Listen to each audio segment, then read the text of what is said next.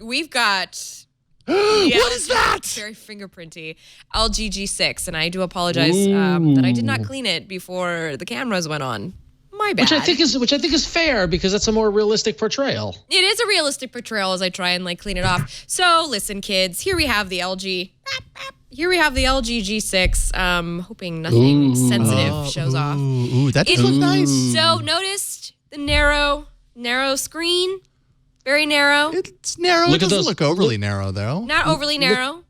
Look at those rounded corners. Very rounded. Oh, yeah. They are, yeah. Rounded they're very by default, obvious. Doesn't need Ron's rounded corner app. No, it doesn't. You don't need corner fly. Or So corner fly, whatever. this is a pre-production LG G6, which means it's not finalized. That is the one disclaimer I must give. But it is straight off the factory belt in Korea, or something of that sort.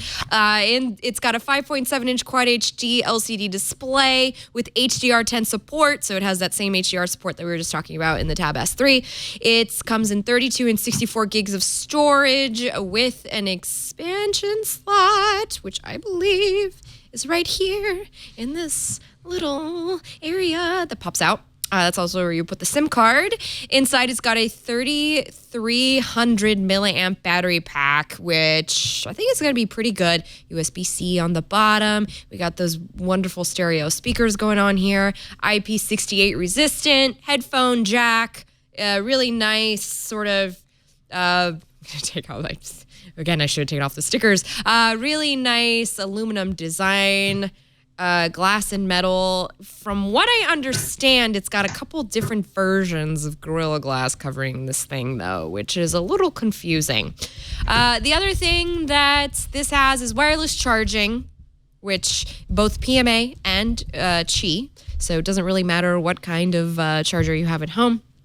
And also, it's got dual rear 13-megapixel cameras for making pretty pictures. That's actually something I'm going to be testing out this week against the LG V20 as I'm downtown at GDC just shooting photos.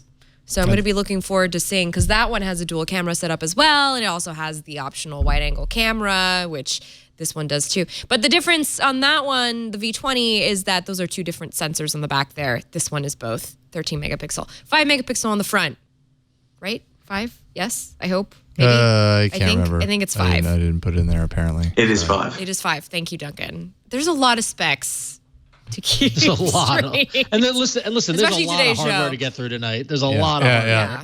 So, okay, so no price, no availability other than this spring. A fingerprint sensor on the back and home button. I love this little thing. Very fast, just as fast as on the Pixel, on the Nexus 6P, and the Huawei phones that we've used. They're all pretty fast at this point, right? Yeah, this is a nice little phone. Oh, can I pod it? Yeah, you can pod it. Okay. Ooh, it's nice. Doesn't it feel nice? Double tap to wake. I don't know if I said that. I did. Good thing I put it on sensitive, because apparently I'm getting Instagram messages. I'm popular. Duncan, real quick, what are your thoughts? Because you have this as well, right? I do. I have one in my hand. Yeah, look, it's a really nice device. It's interesting how they've pulled off the extra screen space they're talking about by increasing the length of it, which then has some hypotenuse math working in its favour to make the diagonal larger without having to make the screen too much larger in general. But it's a really nice device in hand. I actually like the fact that it's a 1:2 ratio, so it's twice as high as it is wide. And they showed off at the event some concept apps where when you rotate it, what happens is the top and the bottom of the app just seamlessly move over next to each other, and so you end up with the same view but just moved into landscape, because it's got exactly the same amount of space to do that with two 1:1 boxes just sliding around. I'm still trying to figure out that feature, by the way, Duncan. Sorry to interrupt. I'm still trying to figure out that one feature, because apparently it will just scale the apps that you're using, no problem. But maybe I just haven't really used an app that needs that. I'm not sure. I'm finding the same thing. I haven't actually. That's why I think it's concept. I haven't actually seen it work. And yeah, unfortunately, the wireless charging is region dependent. USA is definitely getting it, but not sure yet about Europe and Asia Pacific. Oh, that's a bummer. Yeah. Oh, that's a real bummer. They did that with the G4. Why not? Did they say it's because of licensing, or? I mean, I wonder if it. I didn't get an answer worth repeating. I wonder if it has to do with a lot. They have the wireless alliances. I wonder.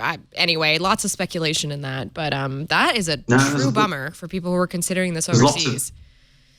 Lots of chit-chat devices in Asia Pacific, so the fact that it has both means that it shouldn't really be an issue. But anyway, it's just something to know that if you're not in the US, you may not be getting wireless charging.